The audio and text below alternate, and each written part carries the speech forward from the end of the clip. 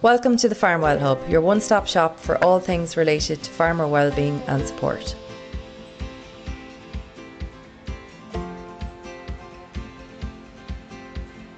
From mental health tips to physical wellbeing advice, we've gathered it all in one place. You'll also find direct access to the supports available for farmers across the country. We'll be speaking with real farmers, sharing their stories and starting the conversation about farmer wellbeing. The Farmwell Hub is here to help. It's a resource created specifically for us farmers and our families. It has everything you need to know about well-being and it's right at your fingertips. Let's share our stories and let's support each other. We face unique challenges every day, but taking care of our mental and physical health is just as important as taking care of our land and livestock.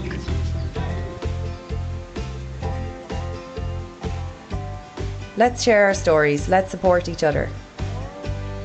Visit the Farmwell Hub today because your health matters.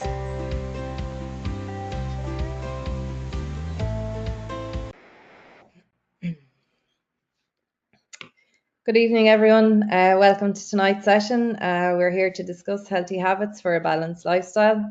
I'm Emery Dorn. I'm the owner of Amela Coaching and Consultancy, and I will be your presenter and your host this evening. Tonight is the third of our fifth series of webinars, happening each Wednesday up to the 13th of November at 8 o'clock. So just a quick introduction on the Farmwell Hub if you haven't been on before. Farmwell Hub was a platform created by farmers for farmers and their families to support their wellbeing. We aim to highlight the common challenges in farming community and start the conversation on how we move forward and take care of our mental health and wellbeing by signposting you to our website to services and supports available to farmers. This initiative is in collaboration with the ACA and the Department of Agriculture, Food and Marine. And so last week we discussed loneliness and isolation as part of farming, and we heard some valuable and simple insights from our guests. One of the takeaways being that we can all tackle this by giving others some of our time and finding time in our week to sometimes connect with something that connects us to the community, such as the GA, the Men's Shed, Active Retirement. And we're here again tonight to talk about some other ways that we can connect. So this evening's webinar will build on previous sessions by focusing on nutrition, hydration, sleep and exercise. And we'll be discussing tools to enhance our well-being. So the show does not go on without our brilliant guests, and tonight they don't disappoint either. So first up, we have Owen Murphy, who hails from Glenmore in Kilkenny, a club which is rich in hurling tradition. Owen has made significant contributions to both his club and his Kilkenny senior team. He has won multiple underage titles with Kilkenny and has 4 senior All-Irelands and 4 All-Stars. A business and leisure management graduate, Owen has a keen interest in physical and mental well-being. Rooted in farming from a young age, provides him with a unique perspective on the balance between physical health, discipline, and the demands of agricultural life. His insights into the crossover between sports and farming offer practical lessons in resilience and well-being, and we look forward to chatting with Owen later. So Seamus Cusack is our second guest and a seasoned agricultural consultant from County Roscommon. A member of the ACA, he has diversified into educational contracts with Teagasc agricultural colleges and leads knowledge transfer groups while mentoring young agricultural graduates. Seamus initiated a pilot program called Farm Connect, focused on health and safety and well-being on Irish farms, partnering with Men's Network Development in Waterford, engaging farmers in counties Waterford and Roscommon. Seamus is also owner of his own training centre in Rathcroggan in County Roscommon. Seamus emphasises the vital link between farmer wellbeing and overall health and safety in agriculture. And we're really looking forward to Seamus's insights on the link between farming and wellbeing. And last but very not least is Linda O'Neill. Linda brings a wealth of dairy farming experience starting from her roots in Castletownbere in West Cork. After completing studies at Clonakilty Agricultural College and CIT, she expanded her horizons in New Zealand, where she learned to view dairy farming as a business rather than just a way of life. Returning to Ireland, she managed a challenging farm in County Waterford, converting it from winter milk and beef to a spring milk operation. Later, as a farm consultant with LIC Ireland, Linda advised farmers across the country. Now, she runs 2 dairy farms in a 50-50 partnership, managing 350 cows over 130 hectares with a team of 3 full-time staff. Her role focuses on farm business operations with the support of her business partners. Linda is also a Nuffield scholar, so we're delighted to have Linda here this evening. So I'm going to begin with talking briefly on the 4 key pillars of health, and introduce a tool to tackle areas of your health and well-being as a farmer, allowing you to discover areas you may personally need to focus on to improve your overall health. So then we'll have an insight from our guest speakers on your experiences. So just bear with me and I'm going to share a presentation. I'm going to try and not have it death by PowerPoint. So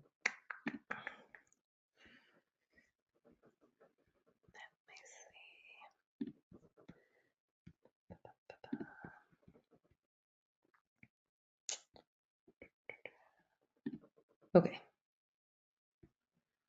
this should work.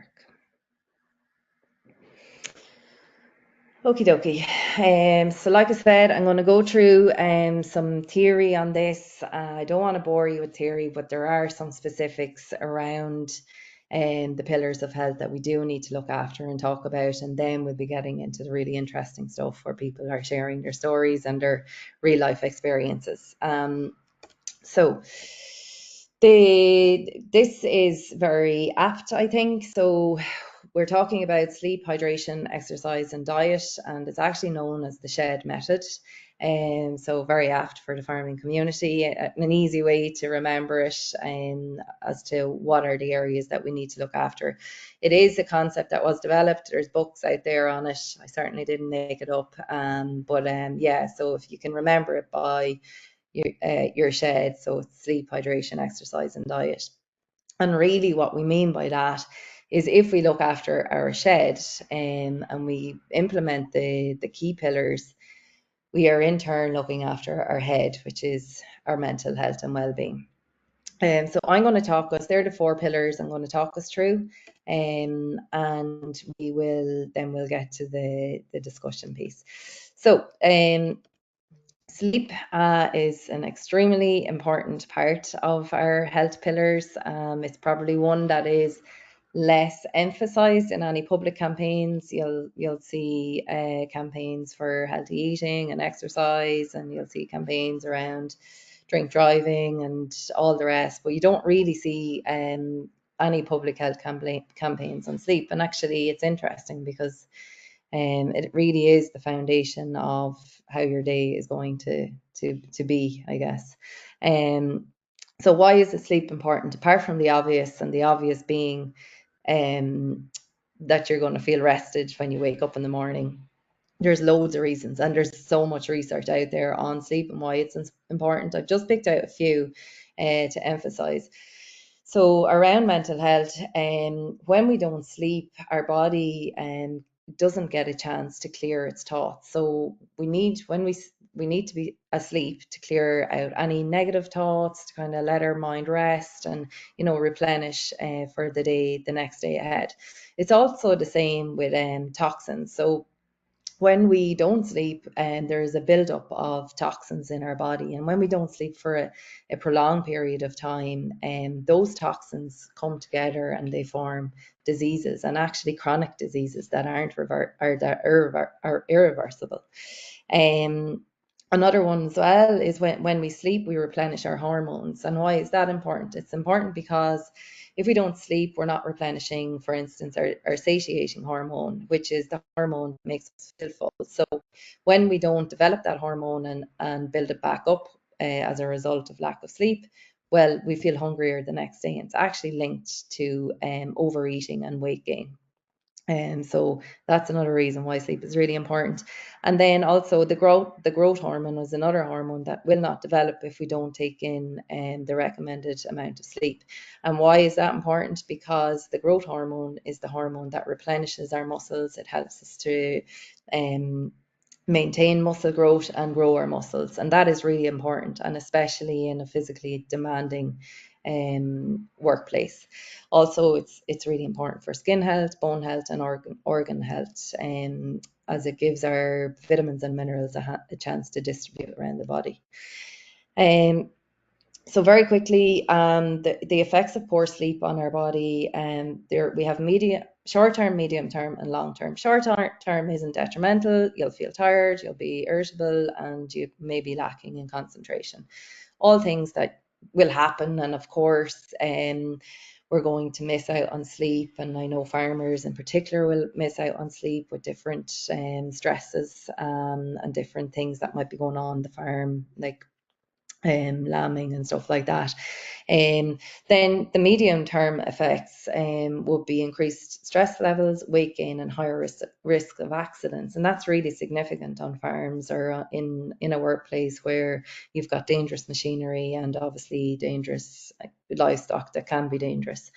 So that would be a medium term effect, because your concentration on all of that would be significantly impacted. And then you have the long-term effect. There is a high risk of chronic disease linked to poor sleep, because of the buildup of toxins that doesn't get to be flushed out through the body when we're not sleeping. And the same is for mental health issues. So because we don't get to clear our thoughts and have a clear thought process each day, and then we get to build up on negative thoughts, it is linked to mental health issues. So there are some reasons, some very good reasons why we should prioritize our sleep and why sleep is so important. So there's two kind of categories of why people don't sleep well. So we have poor sleep hygiene, and then there is medical conditions as well. One we can control, and the other one we will need help with from our GP. So sleep hygiene happens around, irregular sleep patterns. If you don't go to bed and get up at the same time, more or less, that's not good for your sleep hygiene. Screen exposure. So if you're like scrolling on your phone directly before you go to sleep, that can upset your sleep. Too much caffeine and poor diet can all have effects. They're not the only things that will have effect on your sleep, of course. There's lots of things that will happen during the day, like stresses of work and farm. But I suppose we'll look at some tactics to kind of tackle that as well. And then you have the medical reasons why people have poor sleep, and you have sleep apnea, restless leg syndrome, and insomnia, and that's something you would need to go to your GP with. However, what we can do is try and put in strategies, one or two strategies, to see if you can improve on your sleep situation, and it is really worth getting it right. So the recommended is 7 to 9 hours of sleep a night. Easier said than done and not always possible, but that is the recommended. And we can see what happens if you have chronic long-term little sleep. It is not good for our health. So it's something that's really, really important. And the quantity and timing of your caffeine, so it's recommended 2 to 3 cups of coffee in the morning before 2 o'clock. Anything after that is going to disrupt your sleep. Now, some people will sleep fine, and that's fine. These are really only strategies for people who are actually struggling with their sleep.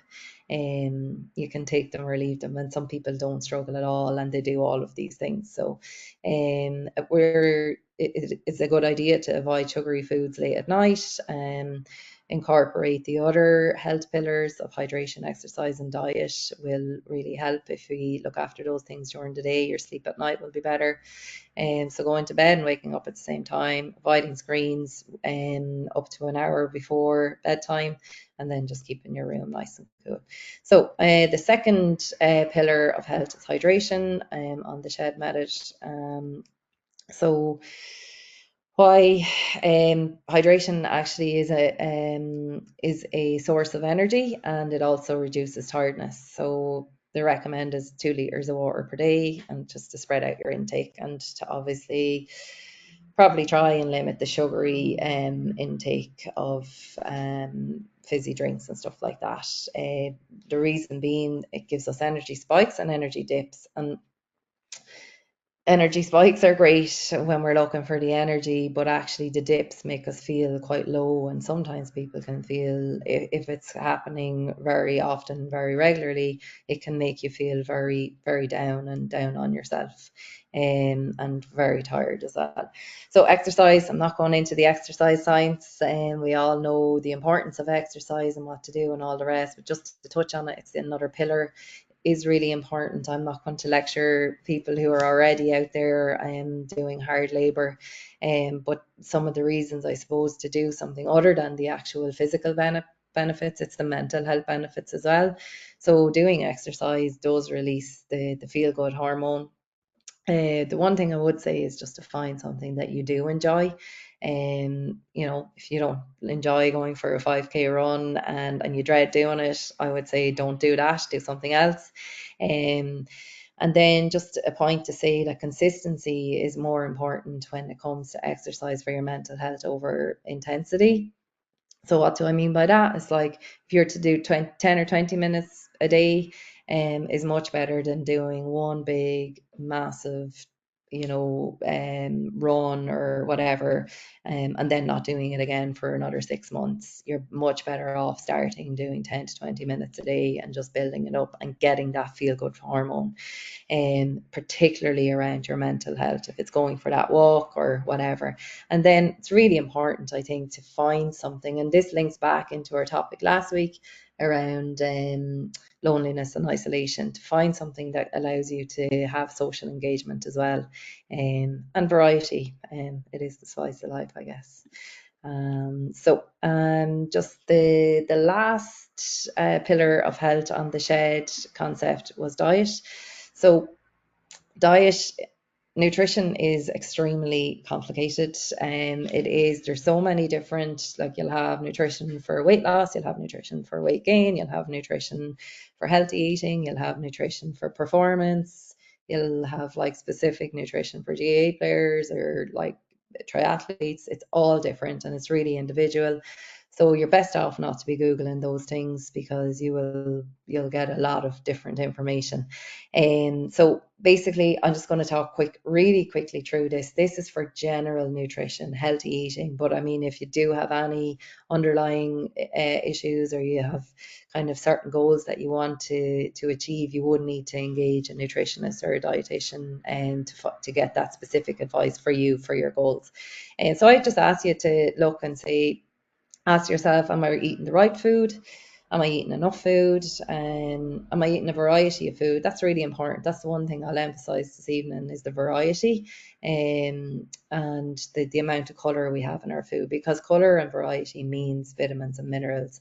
Vitamins and minerals in our diet mean basically overall health, which also means that we don't need to buy all those supplements as well.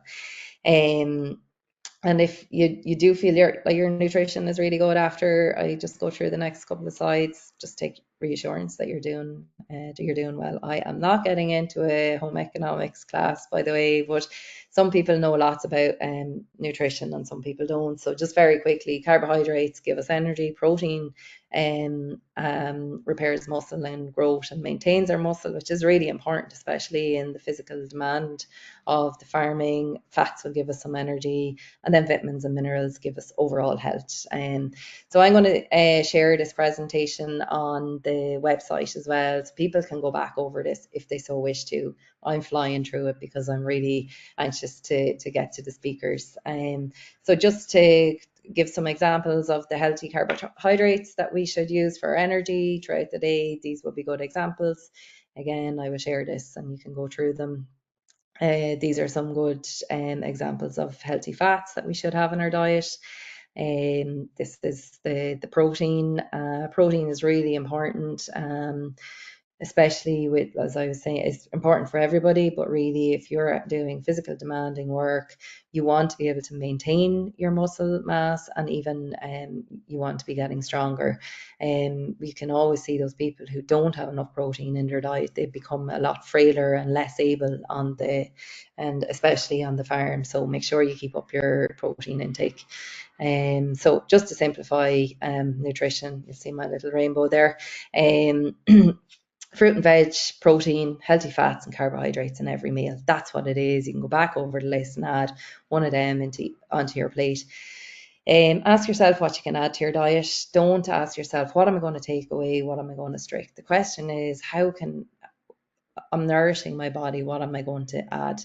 Think colours of the rainbow. I'm not about the rainbow there. It's all about colours. Colours equal variety. Variety equals vitamins and minerals. Vitamins and minerals equals health, and health essentially equals happiness. So this is just a practical tool that I'd like to share with you. Again, this is something it's going to be available for download on the website. And people can either print it off or do this in their own time. But even if you don't have a printer, you can just draw a circle, segment the wheel into 8 slices like that. And then you see here, I've put it in the pillars of health, the shed pillars of health, so sleep, hydration, exercise, and diet. And then I put in here around relationships, which links back to isolation and loneliness. Mindset, stress levels, and finances are all really, important factors in our overall well-being, and maybe areas that are pulling us down when it comes to our mental health and well-being. So basically what this is a farmer well-being wheel. So it allows us to take a snapshot of where we're at any given time. So sometimes we can feel very overwhelmed by where to start. I don't know. I know I don't feel well. I know I don't feel happy in myself. I know I feel down. I know I don't have energy. But where do I even start? If I don't have energy, how am I going to exercise? So I really like this. And basically what you do is you scale yourself. And if you have a pen and paper there, you can do it. And if not, please do it afterwards. It is a really useful practical tool. Scale yourself from 1 to 10. So 1 being really crappy and 10 being brilliant, couldn't be better in each pillar of health. So scale yourself on your diet, where you think you're at, your exercise, etc. So when you get through all of them, your stress levels, finance, then you get through all of them, you dot them where you are on the scale. Okay, so I have different ones here, but the one that will be downloaded will be the farm well-being one. So then you dot them, you've got them scaled, diet is high, exercise is low, etc., etc. And what you do is you join them all together, and you can see where your pitfalls are basically in your well-being, and that allows you to start setting goals.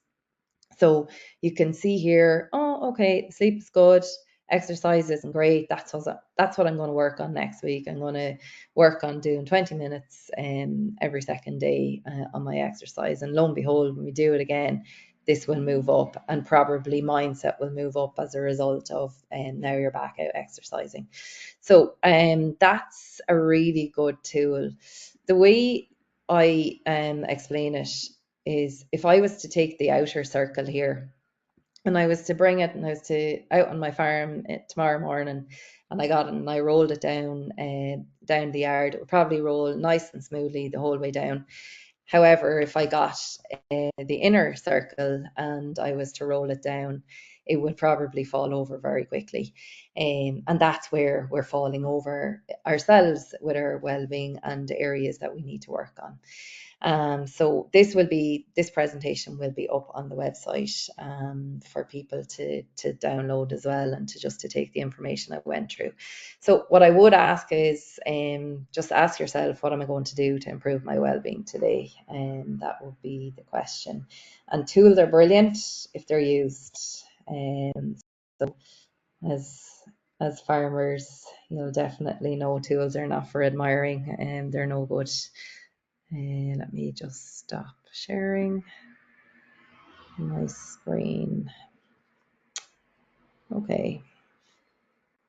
Thank you very much. Okay. the really good stuff. So Owen, I'm going to come to you first, if that's okay. So when you've grew up working on farms, as we were discussing there before we came on the call, what tips would you give on balancing physical work on the farm with additional physical activities for health, or even if there are any young farmers watching who have tuned in and are hoping to excel in sport as well as a career, not just in farming or just as a career? Yeah. Yeah, hi, Marie. Thanks for having me on. But it's I suppose it's an interesting question, because it's not the case that you want to be, a world-class athlete or anything like that. I think if you can make smaller improvements, as you were saying, to try, having doing bits of exercise every single day, if it's the 10-20 minute walk, whatever it's doing for your physical health, but your mental health then as well, where you're sort of getting away from the work environment. Completely understand farming is obviously quite labor intensive. So, there has to be a fine balance struck there. But it's, it's a case of farmers are constantly trying to improve the quality of milk and beef and lamb and whatever they're producing. But in a lot of cases, they're not trying to look after themselves. They're not trying to look after their diet, their sleep, or even, as you're mentioning, the shed concept there. And, I suppose the output that they can give to the farm and give to whatever else they're trying to do, if they can look after those or make smaller improvements on those elements, it'll just have a drastic improvement in their overall well-being. Yeah, that's great, Owen. Seamus, can I come to you next? Don't forget to unmute yourself there, Seamus, as well. So I touched on sleep there in the presentation. From your conversations with farmers, what are the common barriers to sleep, and how do you recommend that they overcome them? I know you're having an interesting conversation on specific challenges that farmers come up against before we came on the call. So just wondering what your perspective is on that. Yeah, I suppose sleep is something that's varied by anyways, and there are times of the year when farmers are kind of going to be under stress with sleep, and especially when you calving time and lambing time, and it's kind of managing kind of sleep around that. And there's probably a lot of other issues like diet and stuff like that, hydration that you're talking, that are important to sleep. But I suppose one of the things I suppose about sleep is like, and you've kind of mentioned there about one about screen time, having a comfortable place to sleep. One of the smallish things that came up from us when we were doing the Farm Connect was one of the small tips that a farmer got he decided to change his pillow, and kind of that actually made a difference to him. Changing his mattress, making sure he had a fresh mattress, it actually made a difference. It made a difference. And sometimes, let's see, at night time, I know this kind of from myself, when you go to sleep and your mind is spinning, and you just can't stop the thoughts that are there, and you're trying to sleep. And if you go for more than half an hour, my trick is to get up, put on the Yeah, kettle, even have a slice of toast, and I just look out the window and just kind of do something completely different, just to kind of break the cycle, not think about sleep, and give it another 20 minutes, and you've kind of changed your mindset, and then try and get back to sleep again, then get your sleep at yeah, that stage. yeah. I'm just wondering if anyone else has tried this. I know it wouldn't have been something I would have done in the past, and then was kind of nearly out if I didn't. I went through a phase of not having great sleep. Has anybody ever tried journaling? Now I wouldn't have been a fan at all. I would have been like, push it out away, not for me. But actually just writing down those issues that are in your head, maybe about the day that was gone, or the stresses that you're facing in the coming days, just, and it's not even, you don't need to actually have a template, but just to write those things down on a piece of paper, or put them into your phone and leave them there. I don't know if anybody else does that, or has any thoughts on it. Um, I suppose kind of what I'm talking about there is getting up and kind of changing what you're doing is kind of a part of that, because I suppose if you get up, you might maybe think about it more, or at that time you can write it down. But at least when you Yeah, go through the process of actually actively engaging with the thought and getting rid of it and coming to a conclusion with it, either by writing it down or actually thinking it out.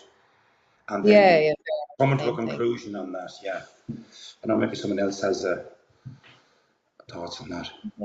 Yeah, that just came to me there now. Very good.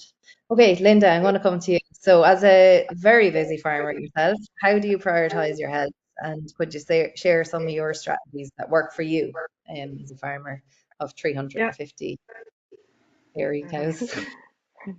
Yeah, Emery, thanks for having me on. Yeah, I suppose the way I kind of looked at it, I suppose, and I was fortunate enough that I met with a lot of farmers up and down the country as a consultant before I ever went farming. And I suppose I always kind of had my own blueprint of what way I wanted to farm then, but as I saw a mixed, I suppose, mixed level of commitment to businesses out there, and I always felt I wanted to farm for profit, but most of all enjoy doing it. That was a big Yeah. philosophy for me. Mm. So I suppose I always had a calendar for work, like, but in the last couple of years, I've actually put a calendar for me time. So I call it the third place in my life, I suppose, is where whereas you plan your, like, I'll have my appointments in for the week or the meetings that I've ahead with the team and what jobs I need to get done to keep the business moving forward. But to keep myself moving forward with the business, I have a calendar for myself as well, and that revolves around exercise. And just kind of wiping the slate clean, I suppose, after a day is quite important. So Yeah. I'm a member of West Waterford Athletics Club, and I go to training once a week with them, and I probably do other training runs during the week as well. And then to Right. complement that, I also I practice yoga as well, and I find yoga is great for just the headspace and flexibility that it gives me. So yeah, creating a calendar for myself outside of business was quite important, and that time is non-negotiable. Look, I know there's busy times of the year around Cavan, and maybe when people are on holidays, it mightn't always happen. But like, I have an 80-20 rule. If it, I don't beat myself up if it doesn't happen, but make it happen next week. Like, try and keep it fairly consistent rather than going 100% at it hard for a month and forgetting about it again. That's not the way I want to do it. Like. Brilliant. Yeah, I love that strategy. I heard Pat Divilly, he's a mental health, he's very good actually. He's got podcasts Mm. and he calls them Sunday sessions. So he was saying a long shot from his old Sunday session where he'd be gone on the beer. His Sunday session was sitting down for half an hour and planning out his week, like more so around his exercise, his food, and all of that, just making that an absolute priority. But I just thought it was ironic that he called them Sunday sessions. We all know what Sunday sessions are in the Irish context. um, so, Owen, I'm going to come to you. Talk to us about the mindset it takes to be a high performing in the workplace and on the field. So we all have learned of your accolades, and I've watched you for years and years in all of you. What mindset does it take, and what does Owen Murphy say to himself to reach such heights and still maintain your career?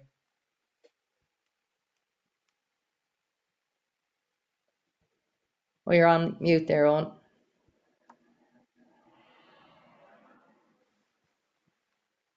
No, no. Can you hear me? Yeah, have you there now? Apologies. Yeah, look, at different times of the year, it can be quite busy. It can be a little bit difficult to stick to a schedule, but similar enough to Linda there, I would plan out my week. I suppose with us in a group training environment, it's given to us definitely a couple of weeks in advance. So look, if I have to do any travel with work or anything like that, I basically schedule it in around it. So, I would try to be fairly rigid around that. And look, that allows me to, I suppose, allow my professional career and my sporting career then to sort of exist within each other. And I think if it got to the stage where one was overtaking the other, I'd have to, really consider maybe whether I'm enjoying it then, if that was the case. Look, I'm at the stage of my career where I found a really good balance with it. I've been really lucky with the employers I've had as well, where they've been understanding of the GA commitments, but it's having a good balance. And I know Yeah, Seamus and Linda have mentioned as well, if you're a dairy farmer, if you're a sheep farmer, there's going to be times of the year it's going to be extremely busy. But after that, for the following, we'll say the 9-10 months of the year, if you can find a balance of that, it'll make you sort of high performing on your sporting career. It can be high performing, whether it's your family life, obviously a professional life. We want to make a living out of farming, or, for my own job Yeah, as well. So you just have to strike a really good balance. yeah, yeah. Very good. Thanks, Melon. So Seamus, I put you on mute there as well. There was just feedback. I know you've been involved in groups and you are involved in lots of different groups. Is there any support groups for farmers that target wellbeing that are available specifically to farmers? I know we're talking kind of in general there about running clubs and sleep tactics and all. But is there any specific groups out there? And I know you're involved in something yourself as well. So Yeah, I suppose what is there at the moment are discussion groups. Okay, and I would kind of okay, and those discussion groups, I suppose at this stage are already set up with the Department of Agriculture, and they're kind of running at the moment. mm, They're good. They're run by private planners and Chagas as well. They're good for technical aspects of it as well, but they're also good for the kind of the feel good factor of guys coming together on a kind of a regular basis. And yeah, even those little chats that are around the meeting, or the chats that are around the cups of tea, and or even having 10 minutes at those meetings to kind of maybe discuss something about health or well-being, or like the stuff like that. But the mm, fact when farmers kind of get together in groups, and then the, their individual problems are kind of aired, and their problem might be spoke about, but they mightn't speak because somebody else in the group might speak about an issue, and they say, well, that actually affects me as well. So that's what I would yeah, encourage people to kind of get into groups, kind of farming groups. um, and that's kind of was on that basis then that I developed the kind of the Farm Connect program, and that was in the absence of discussion groups. And it oh, was that whole feel good factor of the social aspect, the unintended consequences of the farmers kind of coming together in groups, how that affected their well being. And when they're in that kind of group, when they're in that group and they're in that kind of setting, it's very easy then to kind of to drop information in for new for stuff like this to be discussed, yeah. for well It's being like to be discussed. creating that safe place to have those That's conversations. exactly it. It's that safe Yeah. space, and that's exactly it. It's having that safe Mm, space and creating that safe space in the group where people mm, feel that they can talk about issues like that. You yeah. know, um, about Oh, any kind of issues that they don't feel, because there's no such thing as a stupid question. You know what I mean? yeah. Yeah, for sure. Yeah, Yeah. yeah, No, and that's fair, I suppose, until you've shared the problem, or nearly if you have the problem, the likelihood there's a lot of other people out there that have exactly. very similar Same problems problem. not Yeah. spoken about. And you might Um, be, and one person might be shy to vocalize that, but somebody else might have the same problem and have a little bit more confidence. And the difference it makes in the person when they hear that problem being spoken by someone else in a group has a kind of an empowering effect on them, and kind of helps their confidence as well. Yeah, yeah. Yeah. No, that's fair enough. Thanks for that, Seamus. So we'll put some links up on our website as well, on Farmwell Hub, and the Farm Connect one will be there for people to see that what that's all about as well, to have a read about it. Linda, can I come back to you as well there? I know we're coming to the end of our discussion. So, what are some of the changes you've noticed in your energy? I know you've went on a health journey of your own, or focus like when you actively manage your nutrition, your hydration, say, and your sleep from all the things we were talking about. What are the things that you noticed, I suppose, since you started prioritizing your health? Yeah, I suppose the education on that, Maria, and the importance of correct nutrition and hydration, that was a big learning for me. I suppose I never go anywhere now without a bottle of water beside me, so that has been a big one. But what I would notice, like, is when I'm eating right, is there's I suppose I have better performance, both at work and both for fitness as well. And yeah, that would be the big one. And I would say reduce stress as a result of it as well. Your balance is better, both with nutrition, work and your health. Like, so I suppose it encompasses it all. It's all connected, and I'd say reduce stress and better performance. Definitely, I know I Yeah, perform better when all those ingredients are at equal. Let's say, you know. yeah. And can you share any consequences that you notice that are so obvious that if you're not looking after yourself as a very busy farmer, as opposed to when you are looking after, what are the consequences that? Yeah, I suppose one of the big ones I saw, I suppose, like dairying has gone through like rapid expansion in the past few years, I suppose, and I would have saw, I'd say if I shared when I was as working as a consultant with farmers and expanding, I said to a lot of farmers over time, I suppose, I said, how busful were you? So if you got run over by a bus in the morning, can the business run without you? And that was actually a very interesting set of eyes that looked back at me when I asked that question. But it got Mm, people thinking, you know, and I suppose I set up my business based on that. I went and done my Nuffield, and I wanted to be able to run a business that if anything happened to me in the morning, it could still go on without me. And I think that's quite important. You know, there has to be more to life than just be buried in you know, knee deep every day. Like, so that's what farmers, I think, if you know, that should be the focus. There's more to life than just cows and grass. interesting. Thank you, Linda. Um, so that time has flew, as I warned you. So we're coming to the end, and don't forget you'll find more supports and services like we've just been talking about, and links to any of the stuff that I presented, the stuff that Seamus has mentioned on the Farm Connect program. So you'll find those links on the farmwellhub.ie, and including any of the downloadable stuff. So, as you will well know, a tool is not an ornament for admiring. We don't generally admire our yard brush, so we use it. Make sure you do use these resources if you do need to tackle your well-being and take the first steps to becoming all around better, I guess. So very quick, can you all share one quick practical tip that participants can apply immediately from either your experience or your learning, or what's the takeaway from tonight?